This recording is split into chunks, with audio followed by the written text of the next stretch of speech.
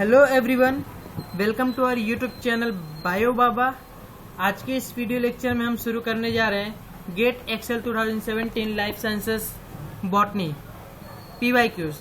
तो जैसा कि आपको पता है कि हमने गेट एक्सेल की सीरीज शुरू की है बॉटनी की, जहां पे हम डिफरेंट ईयर के क्वेश्चन को सॉल्व कर रहे हैं विद डिटेल एनालिसिस। और अभी तक हमने 2019, 2018 और 2013 के कंप्लीट PYQs को डिटेल एनालिसिस कर चुके हैं। नाउ आज की इस वीडियो लेक्चर में हम 2017 के PYQ को डिस्कस करने जा रहे हैं। तो चलिए शुरू करते हैं आज का हमारा टॉपिक और हमारा पहला क्वेश्चन। सो बेसिकली ये पार्ट फर्स्ट होगा। ओके, तो हमारा पहला question, as per angiosperm phylogenic group APG 2003 which one of the following plant families comprises of only single genus with single species? Okay, so APG 2003 के according एक ऐसी family जिसमें केवल एक ही जीनस और केवल एक ही स्पीसीज हो, तो ऐसी फैमिली कौन सी है? एम्बोरेलेसी।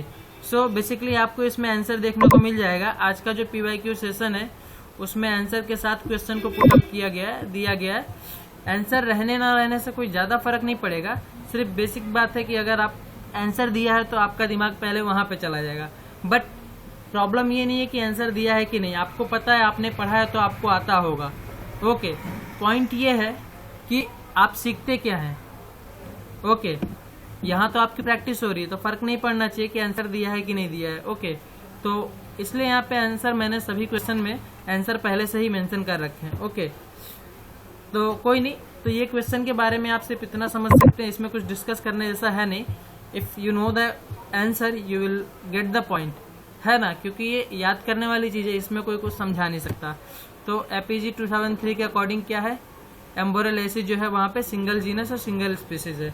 सेकेंड क्वेश्चन हमारा देखें तो a cavity lysigenous in origin in the possessing volatile oil is found in the pericarp of the one of the following plant। Okay, तो पूछा जा रहा है हमारा क्वेश्चन कि पेरिकार्प में वोलेटाइल ऑयल किस में पाई जाती है। ओके, और लाइसोजिनस कैविटी, तीन टर्म्स यहाँ पे दिए गए हैं। एक लाइसोजिनस कैविटी दी हुई है, एक वोलेटाइल ऑयल दिया हुआ है और एक पेरिकार्प दिया हुआ है। तो अगर पेरिकार्प देखें तो पेरिकार्प किसी फ्रूट की आउटर मोस्ट लेयर होती है। ओके, कोई फ्रूट है उसकी आउटर मोस्ट लेयर, जिसे हम छिलका भी बोलते हैं, ओके, या पील बोलते हैं, आउटर मोस्ट जो लेयर होती है उसे हम क्या बोलते हैं? पेरिकार्प बोलते हैं। तो अगर आप देखें और उसमें से तो दो चीजें हमें लाइसोजेनस कैविटी के बारे में अगर नहीं भी पता है तो हमें वोलेटाइल ऑयल और पेरिकार्प से समझ में आना चाहिए। इस क्वेश्चन को हम कर सकते हैं। तो लीची में आप आउटर लेयर का कुछ जिक्र है क्या? लीची में आउटर लेयर ऐसा कुछ नहीं, उसमें वोलेटाइल ऑयल नहीं पाई जाती, उसमें कोई स्मेल नहीं होती कुछ, ये तो नहीं होगा। लीची, मैंगो में भी ऐसा कुछ वॉलेटाइल ऑयल जैसा कुछ नहीं है। सिट्रस में भी कुछ ऐसा नहीं, कोकोनट में भी ऐसा कुछ नहीं होता। ओके, सो बाय डिफॉल्ट आपका आंसर बी जो हो गया वो करेक्ट हो जाएगा। तो ये तो था एलिमिनेशन मेथड के थ्रू, आप एलिमिनेशन मेथड के थ्रू क्वेश्चन को सॉल्व कर सकते हैं। दो अप्रोच होते हैं किसी क्वेश्चन को सॉल्व करने के लिए, या तो एलिमिनेशन मेथड, आप एक एक क्वेश्चन को एलिमिनेट करके आप आंसर तक पहुंचे, या तो आपको डायरेक्टली आंसर पता हो। सो हम एलिमिनेशन मेथड का यूज कर रहे हैं और उसके थ्रू हम आंसर तक पहुंचने की कोशिश कर रहे हैं। ओके, तो B is the correct answer. Now concept की बात करते हैं, लाइसोजिनस कैविटी क्या होती है। ओके, तो चलिए देखते हैं। So let me erase this first. Okay, so lysigenous cavity are the cavities form in the bodies of the plants that form due to the breakdown of the certain cells। okay, तो क्या लिखा है? Lysigenous cavity ऐसी cavity होती है जो कि plant bodies में बनती है, प्लांट सेल्स में बनती है जब सेल्स ब्रेक डाउन होते हैं। तो ओके, सो नाउ इसको थोड़ा और डिटेल एनालिसिस करते हैं। सपोज ये एक सेल है, ये एक और सेल है, ये इस तरह से बहुत सारी सेल्स अरेंज्ड है। ओके, बहुत सारी सेल्स अरेंज है। अब इस सेल्स के बीच में सपोज क्या हुआ कि ये सेल जो है सपोज ये भी सेल है, ये सब डिवाइड करके एक सेल्स बनाए गए हैं। ठीक है, ये सभी पूरे सेल हैं। ठीक, अब हुआ क्या कि सपोज ये चार जो सेल्स हैं ये क्या हो गया, ब्रेक डाउन हो गया। ओके, तो जब ये सेल्स ब्रेक डाउन कर जाएंगे तो यहाँ पे एक स्पेस बन जाएगी, यहाँ पे देखिए एक स्पेस बन गई। ओके, और ये अदर और जितनी भी सेल थी ये ऐसे। ओके, तो ये देखिए ये बीच वाली जो स्पेस बन गई, पहले यहाँ पे देखिए यहाँ पे स्पेस नहीं था, यहाँ पे सेल्स थी, लेकिन सपोज ये क्या हुआ, ये सारी की सारी सेल्स ब्रेक डाउन हो गए, जिसकी वजह से यहाँ पे एक कैविटी बन गई। तो ये जो ब्रेक डाउन की वजह से जो कैविटी बनी है ना, इसी को हम बोले लाइसोजिनस कैविटी। इसी को हम क्या बोल रहे हैं, लाइसोजिनस कैविटी, जो कि सिट्रस में पाया जाता है। ओके, सिट्रस में पाया जाता है। ये क्लियर हुआ लाइसोजिनस कैविटी क्या होती है। Okay, for example lysigenous cavity are the large spaces in the water plants in the roots of the some monocotyledons and the primary resin duct of the mango. So basically इनका काम क्या है, storage का काम होता है। सबसे पहली बात स्टोरेज, रेजिन को स्टोर करते हैं। ओके, या तो यहाँ पे देखिए सिट्रस में जो था वोलेटाइल ऑयल को स्टोर कर रहे थे, मोनोकॉट में भी पाया जाता है, रूट्स में पाया जा रहा है ना। तो कुछ ऐसे एग्जाम्पल्स थे। और क्या है इसके बारे में जानने लायक, तो बेसिकली जो लाइसोजिनस कैविटी होती है ये सिक्रीशंस को स्टिमुलेट करती है ना, रिलीज करती है। So the secretions release are store in the spaces within the glands. These are the form by the breakdown of the secretory cells. Okay, जब सिक्रेटरी सेल्स का ब्रेकडाउन होता है तब जाके ये रिलीज होते हैं और ये बेसिकली दो तरह के होते हैं, एक लाइसोजिनस कैविटी और एक साइटोजिनस कैविटी। ओके, जो हमारे जो कैविटीज के जो डिफरेंट टाइप्स हैं वो सिक्रेटरी कैविटीज में आते हैं। ओके, टाइप्स ऑफ कैविटी में आते हैं, जहाँ पे दो तरह की कैविटी देखी जा रही है, लाइसोजिनस कैविटी और साइटोजिनस कैविटी। लाइसोजिनस कैविटी कैसे बनती है, सिक्रेटरी सेल्स की जब डेथ होती है तब जाके वो बनती है। और साइटोजिनस कैविटी कैसे होती है, सेल के इनलार्जमेंट से बनती है, इंट्रासेलुलर स्पेसेस के इनलार्जमेंट से बनती है। और इसका एग्जांपल यूकेलिप्टस में देखा जाता है। और अगर आपने लीफ सेक्शन करेंगे, ये यहाँ पे दिया गया है, थोड़ा इमेज थोड़ा ब्लर है, ये जो कैविटी है ये देखिए, ये तो ये जो है ये लाइसोजिनस कैविटी है। साइटोजिनस कैविटी है जो कि यूकेलिप्टस में पाई जा रही है, ऑयल ग्लैंड है यहाँ पे। ओके, तो इस तरह से चीजें हैं। अब यहाँ पे एक कंपैरेटिव एनालिसिस देख सकते हैं लाइसोजिनस कैविटी और साइटोजिनस कैविटी में।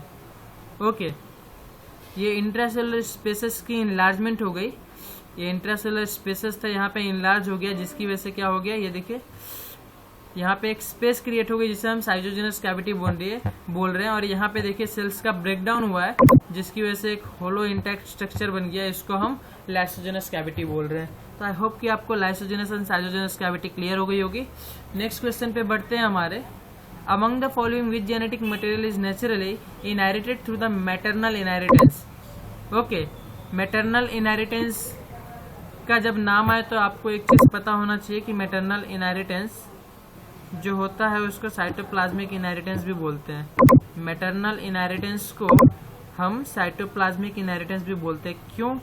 क्योंकि मदर से ही पूरा का पूरा इंटैक्ट साइटोप्लाज्म किसी जाइगोट में आता है, एक मेल और एक फीमेल। मेल गैमेट्स और फीमेल गैमेट्स जब फर्टिलाइजेशन की प्रोसेस में इन्वॉल्व होते हैं तो जो जाइगोट बनता है, ओके, तो इस जाइगोट में न्यूक्लियस तो दोनों तरफ से आएगा, प्लस साइटोप्लाज्म में फीमेल से आता है। ओके, साइटोप्लाज्म प्लस न्यूक्लियस, यहाँ से सिर्फ न्यूक्लियस आता है। ओके, तो इस तरह के जो इनहेरिटेंस होते हैं उसको हम साइटोप्लाज्मिक इनहेरिटेंस बोलते हैं, जो कि मैटरनल ट्रेट के थ्रू गवर्न किया जाता है। ओके, नाउ अगर मैटरनल इनहेरिटेंस की बात करें तो उसमें मेन रोल, अब देखिए यहाँ पे भी दो मेथड है, दो मेथड से हम इस क्वेश्चन को सॉल्व कर सकते हैं, है ना। तो चलिए देखते हैं कौन कौन सी ऐसी चीजें हैं जो केवल मैटरनल से आती हैं। तो क्या न्यूक्लियर डीएनए, तो न्यूक्लियर डीएनए क्या मैटरनल से आएगा? नहीं, मैटरनल से भी आता है, पैटर्नल से भी आता है, तो न्यूक्लियर डीएनए तो नहीं हो सकता। ओके, मेल फीमेल दोनों से आता है। नाउ प्लाज्मिड डीएनए भी नहीं हो सकता। Okay, now T DNA agrobacterium का केस है, कोई सवाल ही नहीं उठता। तो बाय डिफॉल्ट हमारा जो ऑप्शन बचता है वो क्या हो जाएगा? क्लोरोप्लास्ट डीएनए हो जाएगा। ओके, कौन सा डीएनए हो जाएगा? क्लोरोप्लास्ट डीएनए हो जाएगा। तो क्लोरोप्लास्ट डीएनए जो है वो मैटरनल इनहेरिटेंस का एग्जाम्पल है। क्लियर? नाउ कुछ और एसोसिएटेड इन्फॉर्मेशन जो हमें पता होनी चाहिए। It is the form of non Mendelian inheritance. Maternal inheritance को हम नॉन मेंडेलियन इनहेरिटेंस भी बोलते हैं क्योंकि ये मेंडेलियन रूल को फॉलो नहीं करता। Termed as the maternal inheritance in which the mutation and the disorder are passed from mother never from father to all their children. तो एक स्पेशल केस से आपको पता होना चाहिए कि जब भी हम मैटरनल इनहेरिटेंस या साइटोप्लाज्मिक इनहेरिटेंस की बात करते हैं तो इसका एक सिंपल सा मतलब ये है कि जितने भी जीन्स होंगे मैटरनल के, है ना, वो डायरेक्टली क्या होंगे, ऑफस्प्रिंग में अगर जब आते हैं तो अगर फीमेल इन्फेक्टेड है तो सभी के सभी मेल क्या हो जाएंगे, all the mails will be infected. अगर फीमेल इन्फेक्टेड है तो सारे के सारे मेल क्या हो जाएंगे, इन्फेक्टेड हो जाएंगे। क्यों? क्योंकि साइटोप्लाज्म अगर कोई साइटोप्लाज्मिक डिफेक्शन है, साइटोप्लाज्मिक जीन में अगर कोई डिफेक्शन है और अगर वो फीमेल में इन्फेक्टेड है तो सारे के सारे जो मेल्स होंगे वो अफेक्टेड हो जाएंगे। ओके, तो इस तरह से उसे हम क्या बोलेंगे, साइटोप्लाज्मिक इनहेरिटेंस बोलेंगे। Clear? Now chloroplast DNA, cpDNA, let me erase this. Chloroplast DNA और cpDNA is maternally inherited in the majority but not all of angiosperm species. तो हालांकि यहाँ पे देखा गया आंसर के अगर ऑप्शन देखें तो क्लोरोप्लास्ट डीएनए जो होता है वो मैटरनली इनहेरिटेड होता है, ये सही है। बट कई सारे एंजियोस्पर्म्स ऐसे भी हैं, मोस्टली एंजियोस्पर्म देखा गया है, मेजोरिटी ऑफ एंजियोस्पर्म में क्लोरोप्लास्ट जो डीएनए होता है वो मैटरनली इनहेरिटेड होता है, लेकिन सभी एंजियोस्पर्म में ऐसा नहीं होता है क्योंकि जब पीसीआर या आरएफएलपी एनालिसिस करेंगे, आरएफएलपी एनालिसिस जो होता है वो एक कोडोमिनेंट मार्कर है, मार्कर्स के जब डिटेल स्टडी करेंगे तब वहां पे आरएफएलपी की बात करेंगे, आरएफएलपी, एएफएलपी और आरएपीडी की। तो आरएफएलपी या पीसीआर एनालिसिस से जब हमने माइटोकॉन्ड्रियल डीएनए, क्लोरोप्लास्टिक डीएनए की एनालिसिस की, जीनोटाइपिंग की, तो वहां पे हमें क्या पता चला कि genotype sample from the two natural population and the mother and the father and the offspring genotype obtain from the control greenhouse process. देखिए क्या लिखा है, PCR RFLP markers were used to compare the mother and the offspring chloroplast DNA. Mother और offspring के chloroplast DNA को analysis किया गया, genotyping की गई, तो ऐसा पता चला कि जो डीएनए है वो दो नेचुरल पॉपुलेशन से आया है, मदर और फादर से, and the offspring genotype obtain from the control greenhouse process. तो इससे ये प्रूफ होता है कि जो मैटरनल जो साइटोप्लाज्मिक इनहेरिटेंस या मैटरनल इनहेरिटेंस में क्लोरोप्लास्टिक डीएनए जो ट्रांसफर होते हैं वो दोनों पेरेंट्स से ट्रांसफर होते हैं। हालांकि मेजोरिटी ऑफ केसेस में ये मैटरनली ट्रांसफर होते हैं। क्लियर? नेक्स्ट क्वेश्चन की तरफ बढ़ते हैं। और typical floral meristem differ from the suit apical meristem on the basis of. Okay, तो यहाँ पे कंपैरिजन पूछा है फ्लोरल मेरिस्टेम का, floral meristem versus shoot apical meristem या सैम। शूट एपिकल मेरिस्टेम में क्या डिफरेंस है, क्या डिफरेंस है? ओके, तो चलिए मेरिस्टेम में डिफरेंस क्या होगा, शूट एपिकल मेरिस्टेम और फ्लोरल मेरिस्टेम दोनों के दोनों नेगेटिवली जियोट्रॉपिज्म होंगे। डेफिनेटली जब शूट की बात हो रही है तो शूट नेगेटिवली जियोट्रॉपिज्म, ये नहीं हो सकता। Okay, floral meristem presence of stem cells, stem cells differ कैसे करेंगे, जब मेरिस्टेम है तो मेरिस्टेम में स्टेम सेल्स तो होंगे ही होंगे, तो ये भी नहीं हो सकता। Presence of auxin, shoot apical meristem हो या फ्लोरल मेरिस्टेम हो, ऑक्सिन्स तो रहेंगे ही क्योंकि वही ग्रोथ करेंगे, लेकिन एक बेसिक डिफरेंस है वो डिटर्मिनेट ग्रोथ का। शूट एपिकल मेरिस्टेम में कंटिन्यू क्या होगी, ग्रोथ होती रहेगी और डिफरेंशिएशन होता रहेगा। ओके, बट फ्लोरल मेरिस्टेम में एक बार जब फ्लावर कंप्लीटली ग्रो कर गया, लीव्स जब वेजिटेटिव ट्रांजिशन के थ्रू फ्लावर स्टेज में पहुंच गई, देन वहां पे ग्रोथ रुक जाती है, डिटर्मिनेट ग्रोथ फॉलो करते हैं, उसके बाद आगे फर्दर ग्रोथ नहीं होती। तो यही एक बेसिक डिफरेंस है फ्लोरल मेरिस्टेम और अपिकल मेरिस्टेम में जो एक दूसरे से अलग करता है। ओके, नाउ इससे एसोसिएटेड इंफॉर्मेशन क्या है, वेजिटेटिव फेज और रिप्रोडक्टिव फेज। ओके, तो अगर आप इसे ध्यान से देखें तो यहाँ पे ये शूट एपिकल मेरिस्टेम है। ओके, वेजिटेटिव फेज में दिखाया जा रहा है, ये लीफ प्राइमोडिया है, यहाँ पे क्या है, vegetative shoot apical meristem. Now यही वेजिटेटिव शूट एपिकल मेरिस्टेम आगे चल के विथ रिस्पेक्ट टू लाइट ये अलग अलग इन्वायरमेंटल क्यूज को सेंस करके ये कन्वर्ट होगा और इन्फ्लोरेसेंस मेरिस्टेम बना देगा। ओके, ये देखिए यहाँ पे फ्लोरल इंडक्शन, सपोज लाइट की इंटेंसिटी, प्रॉपर लाइट इंटेंसिटी मिली या तो कोई और डिफरेंट इन्वायरमेंटल क्यूज मिले जिसके इंडक्शन से ये क्या हुआ, वेजिटेटिव जो शूट अपिकल मेरिस्टेम था वो रिप्रोडक्टिव फेज में कन्वर्ट हो गया और फ्लावर का डेवलपमेंट कर दिया।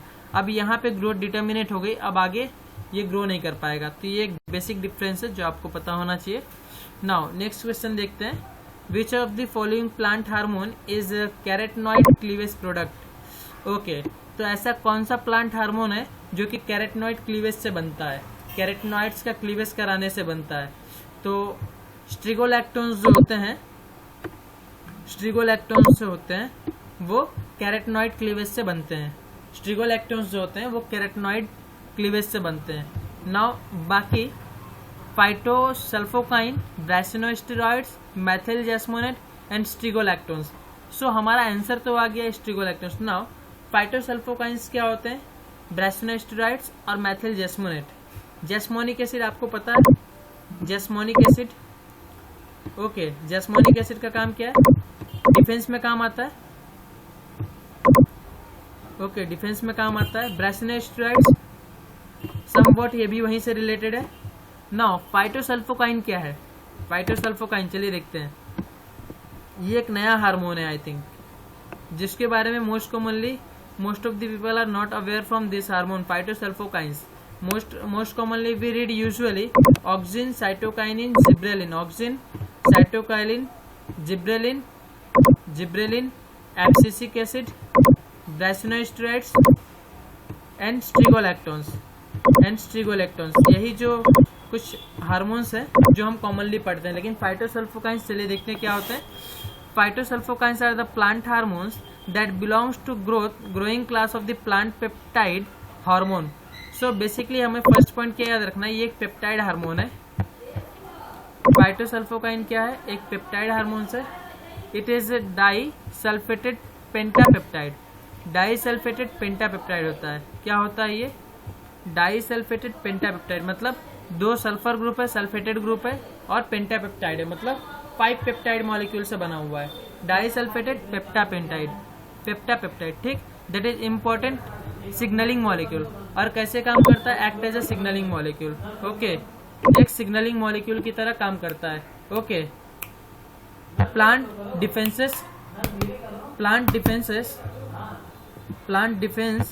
To pathogen infection. और इसका मेजर रोल कहाँ पे आता है, defences to pathogen infection. Pathogen infection में ये क्या करता है, मतलब एक तरीके से ये भी स्ट्रेस हार्मोन है। बायोटिक स्ट्रेस जब होता है ओके तो प्लांट के डिफेंस में काम आता है, ठीक। The mechanism involve remain poorly understand. हालांकि किस मैकेनिज्म से ये काम करता है ये अभी तक नहीं पता चल पाया है। लेकिन फाइटोसल्फोकाइंस के बारे में 2 चीजें पता चल गई, डाई सल्फाइड होता है, डाई सल्फेटेड होता है, पेंटापेप्टाइड होता है, डिफेंस में काम आता है। और proliferation of the plant cell in culture में आप फाइटोसल्फोकाइंस डालते हैं तो क्या करेगा, वो सेल इनलार्जमेंट करेगा, सेल प्रोलिफरेशन करेगा। ओके, मतलब पॉजिटिव ग्रोथ रिस्पॉन्स ऑक्सीजन की तरह बिहेव करता है, बोल सकते हैं। ओके, नाउ नेक्स्ट क्वेश्चन देखते हैं। 2 of the virulent operon of the TI plasmid in the Agrobacterium tumefaciens are constitutively expressed. Identify the correct pair. Okay, तो बोला ये जा रहा है कि TI प्लाज्मिड है। अगर आपका एग्रोबैक्टीरियम का स्ट्रक्चर आपको याद हो तो एग्रोबैक्टीरियम में कुछ 200 kb का होता है। ये एग्रोबैक्टीरियम का TI प्लाज्मिड का स्ट्रक्चर है, ये कंप्लीट प्लाज्मिड है। यहाँ पे TDNA होते हैं। ओके, इस पर्टिकुलर जगह पे TDNA होता है, इसी TDNA में हमारे पास कुछ डिफरेंट टाइप के जीन्स होते हैं, है ना। ऑक्सिन की बायोसिंथेसिस के लिए ऑक्सिन, यहाँ पे साइटोकाइनिन और यहाँ पे ओपाइन बायोसिंथेसिस के लिए जीन्स होते हैं। साथ ही यहाँ पे ओपाइन कैटाबोलिज्म जीन पाए जाते हैं, ओपाइन कैटाबोलिज्म के लिए जीन्स पाए जाते हैं। इस रीजन में आपका देखा जाए तो कुछ ओराई पाए जाते हैं। ओके, ओराई पाए जाते हैं। और इस साइड अगर देखा जाए तो कुछ वायरुलेंट जीन पाए जाते हैं। ओके, वायरुलेंट जीन का जो प्रमोटर है और जो पूरी सीक्वेंसेस है वो यहाँ पाई जाती है। तो एक बेसिक टीआई प्लाज्मिड का स्ट्रक्चर है। ओके, एक बेसिक टीआई प्लाज्मिड जो होता है इसी तरह से होता है। नाउ अगर पूरे के पूरे डीएनए साइज की बात करें तो ये 200 केबी का होता है। 200 केबी का ये डीएनए होता है, जिसमें से 28 टू 30 केबी जो होता है वो टी डीएनए का स्ट्रक्चर होता है। ये जो पूरा टी डीएनए है, ये टी डीएनए इतना, ओके, इसका जो साइज होता है वो कितना होता है, 28 टू 30 होता है। इसको हम लेफ्ट बॉर्डर बोलते हैं, एलबी रीजन, और इसको हम बोलते हैं आरबी रीजन। क्लियर? ये एक बेसिक इन्फॉर्मेशन है जो कि एग्रोबैक्टीरियम पढ़ते समय में पता होना चाहिए। नाउ क्वेश्चन ये पूछ रहा है कि 2 of the virulent operon of the Ti plasmid and Agrobacterium tumefaciens are constitutively expressed, identify the correct pair. Okay, ऐसे कौन से जीन से एग्रोबैक्टीरियम में जो हमेशा एक्सप्रेस होते रहते हैं? तो अगर इसका ऑप्शन देखें, यहां से शुरू करते हैं, वायरुलेंट बी एंड वायरुलेंट ई। तो वायरुलेंट बी जीन्स को अगर आप देखेंगे तो आपको पता होगा कि जब सपोज ये एग्रोबैक्टीरियम की प्लांट, ये एग्रोबैक्टीरियम सेल है, एग्रोबैक्टीरियम की सेल से, और ये कोई प्लांट सेल है, तो इस एग्रोबैक्टीरियम से जब टी डीएनए का ट्रांसफर होता है तब जाके वायरुलेंट बी जीन एक्टिवेट होता है, जिसकी वजह से यहाँ पे ब्रिज का फॉर्मेशन होता है।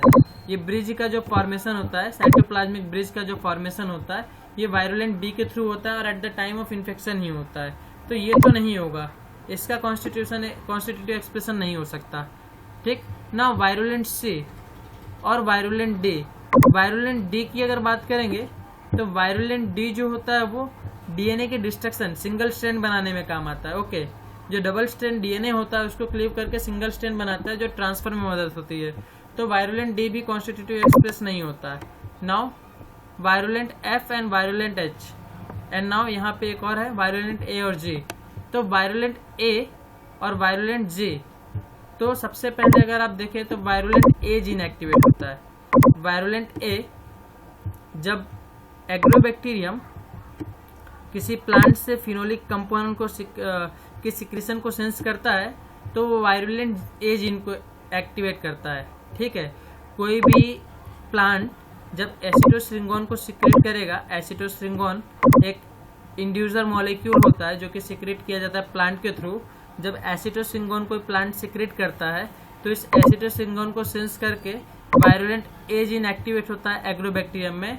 नाउ यही वायरुलेंट ए जीन जो होता है वो वायरुलेंट जी को एक्टिवेट करता है, और यही वायरुलेंट जी जो होता है फर्दर वायरुलेंट जीन को एक्टिवेट करते हैं। और यही दो ऐसे जीन हैं जिनका एक्सप्रेशन जो होगा वो कॉन्स्टिट्यूटिव होता रहेगा। तो इसके अकॉर्डिंग यहाँ पे option A is the most obvious answer. तो आपको समझ में आ गया होगा कि ऑप्शन ए क्यों करेक्ट किया गया है।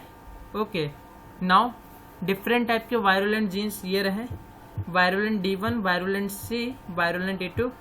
ओके, नाउ वायरुलेंट D1 क्या करता है, टोपोआइसोमरेज की एक्टिविटी करता है। टोपोआइसोमरेज, ओके, टोपोआइसोमरेज आपको पता है टॉर्शनल स्ट्रैंड को हटाते हैं। एट द टाइम जब डीएनए रेप्लिकेशन होते हैं तो उस टाइम क्या होता है कि जो डीएनए सुपर कॉइलिंग जब खुलती है तो फॉरवर्ड डायरेक्शन और बैकवर्ड डायरेक्शन में, सपोज ये एक डीएनए है, ओके, ये एक डबल स्टैंडर्ड डीएनए है, जब इसको ओपन किया जाता है, सपोज इस डायरेक्शन से ओपन हो रहा है तो आगे की तरफ, यानी कि इस साइड नेगेटिव एंड में और इस साइड पॉजिटिव एंड में, ओके, दोनों तरफ एक टॉर्शनल स्ट्रैंड क्रिएट होता है।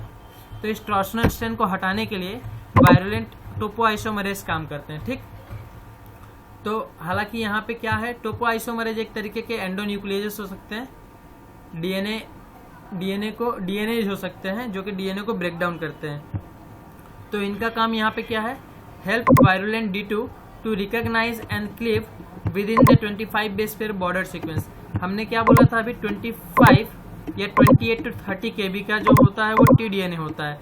तो उस टी डीएनए के ट्रांसफर के लिए, उसको क्लीवेज करने के लिए D1 का काम करता है, D1 काम करता है। ठीक, वायरुलेंट D1 क्या करता है, क्लीव करता है। वायरुलेंट C क्या करता है, bind to overdrive region to the promoter high efficiency. Okay, तो जो ओवरड्राइव रीजन होते हैं उनके ऊपर वायरुलेंट C बाइंड करते हैं। ओके, और ये टी डीएनए की सिंथेसिस में इन्वॉल्व होता है। जो टी डीएनए हमारा वायरुलेंट D1 जब कट कर देगा, वायरुलेंट D1 सपोज ये हमारा एग्रोबैक्टीरियम की प्लाज्मिड है, यहाँ पे हमारा टी डीएनए इस particular, just a minute, okay,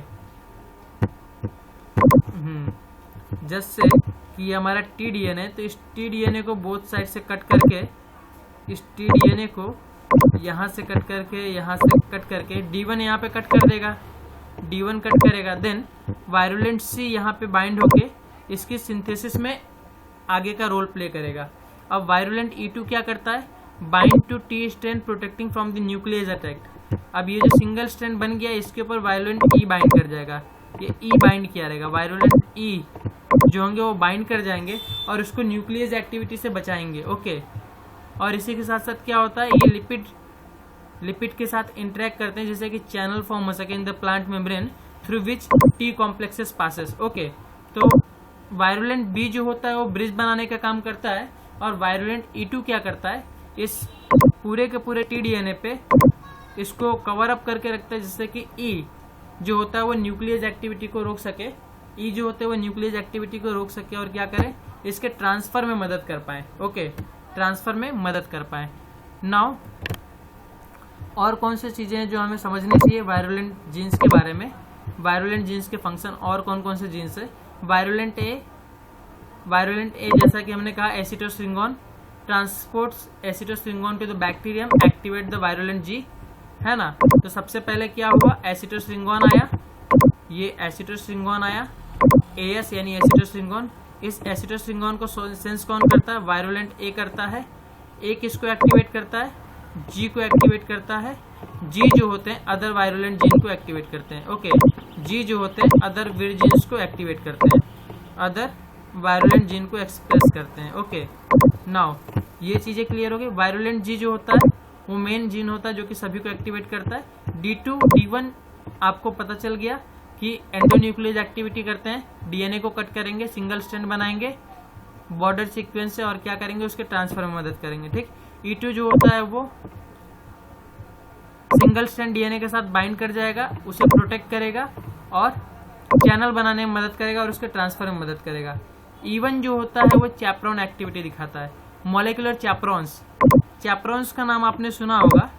चैपरॉन्स जो होते हैं प्रोटीन्स को जिस स्टेज में रहते हैं प्रोटीन फोल्डिंग में मदद करते हैं। चैपरॉन्स क्या करते हैं, फोल्डिंग में मदद करते हैं। ओके, मॉलिक्यूलर चैपरॉन्स जो होते हैं वो फोल्डिंग में मदद करते हैं। ठीक उसी तरह से यहाँ पे भी वायरुलेंट E1 जो होते हैं वो प्रोटीन्स क्या करते हैं, DNA को जिस तरह से है, अगर वो सिंगल स्टैंडर्ड है तो उसको अगर फोल्डेड स्टेट में है तो फोल्डेड में रखेंगे और स्टेट में है तो उसको स्टेट में रखेंगे। ओके, कंफर्मेशन को बनाए रखते हैं। ठीक, D2 एंड E2 जो होते हैं। अब एक बहुत ही इंपॉर्टेंट क्वेश्चन यहाँ से बनता है कि D2 और E2 का रोल क्या है। ऐसे कौन से वायरुलेंट जीन्स होते हैं जो कि प्लांट में जा सकते हैं, प्लांट के अंदर तक जा सकते हैं, तो वो D2 और E2 है। ओके, D2 एंड E2 में क्यों वो जा सकते हैं, क्योंकि उनके पास एनालिस होता है। एनालिस का मतलब क्या है, न्यूक्लियर लोकलाइजेशन सिग्नल। एनालिस का मतलब क्या है, nuclear localisation signal. Okay, D2 और E2 ऐसे प्रोटीन्स होते हैं जो कि क्या होते हैं, ये अंदर की ओर जा सकते हैं, TDNA को लेके प्लांट सेल में भी जा सकते हैं। और वायरुलेंट B जो होते हैं वो क्या करते हैं, वो प्लाज्मा मेम्ब्रेन में दोनों तरफ से ब्रिज बनाने का काम करते हैं। ओके, तो इस तरह से वायरुलेंट जीन्स के कुछ फंक्शन हो गए। आई होप कि आपको यहाँ तक क्लियर हो गया होगा। तो आज के इस वीडियो लेक्चर में बस इतना ही। नेक्स्ट पार्ट नेक्स्ट पार्ट इसका नेक्स्ट वीडियो में कंटिन्यू करेंगे। आई होप कि आपको सारी चीज़ें क्लियर हो गई होंगी, और अगर आपको कोई भी दिक्कत है तो आप हमें कमेंट सेक्शन में बता सकते हैं। Thank you, thanks for watching.